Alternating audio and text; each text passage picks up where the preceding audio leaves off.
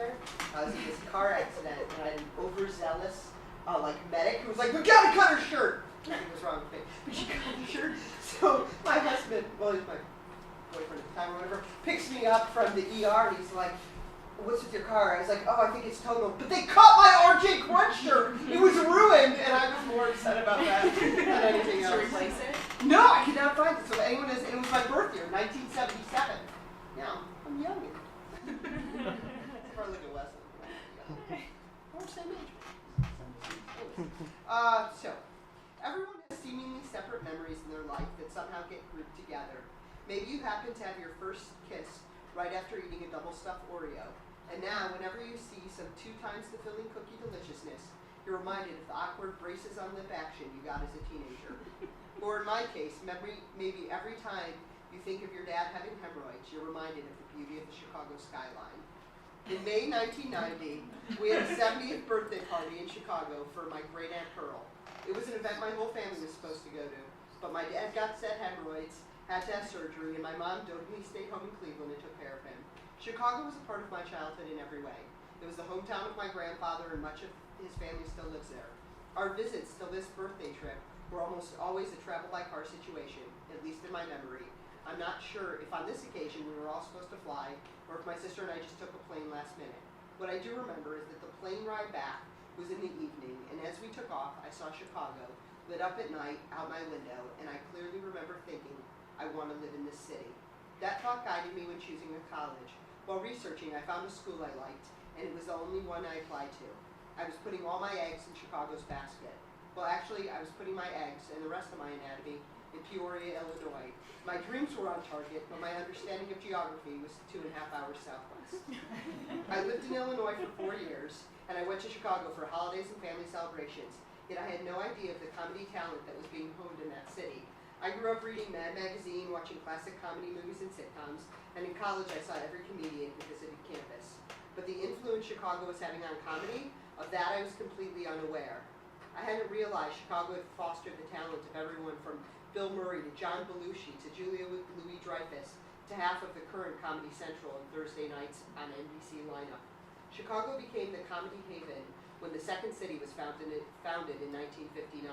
The theater took its name from an article a writer for the New Yorker wrote, mocking Chicago, the city's second to New York population-wise. Now, of course, much of the cast of the show that is live from New York is outsourced from Chicago. If you happen to check out a show at the Second City in the 90s, it's possible you would have heard Chris Farley talking about living in a van down by the river in a sketch that would one day make its way to Saturday Night Live.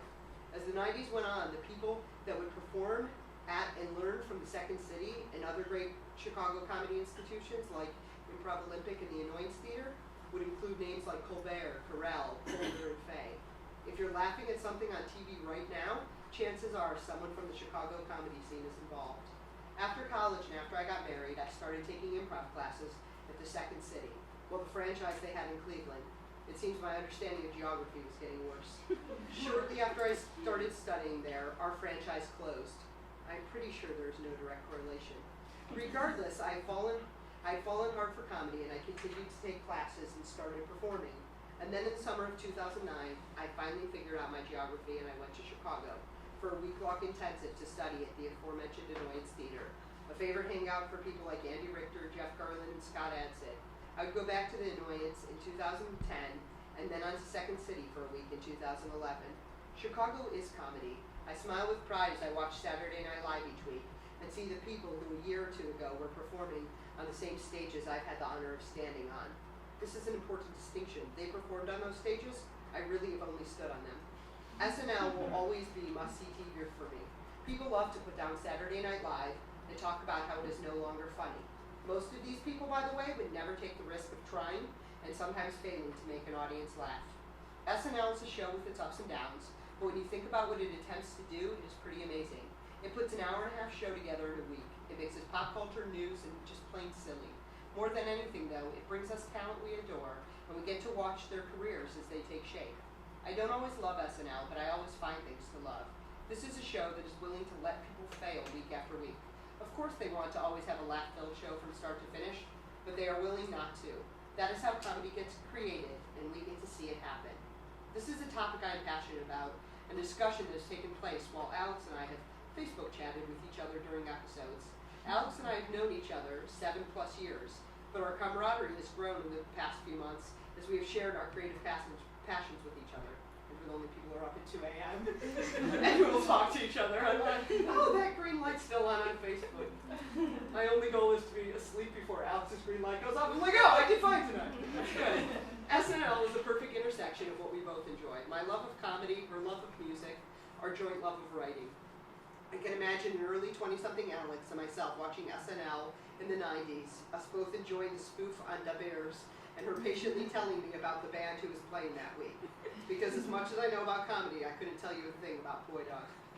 As I read Alex's book, it occurred to me that Alex lives her life in the way an improviser performs on stage.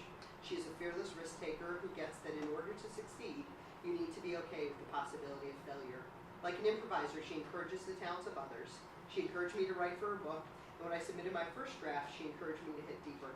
Her note on my first draft, the story ended with the word hemorrhoids. She was like, so this is the last page of my book? Do you want it to end with hemorrhoids? And I was thinking, well, you definitely don't want it to end with hemorrhoids, so I'll rewrite that. But it was true, it was a good line. I never got that note before from someone. I hung on to it. And yes, as life goes, Alex has the best parts of being an improviser as part of her makeup. I guess that's what happened when a girl grows up in the Second City.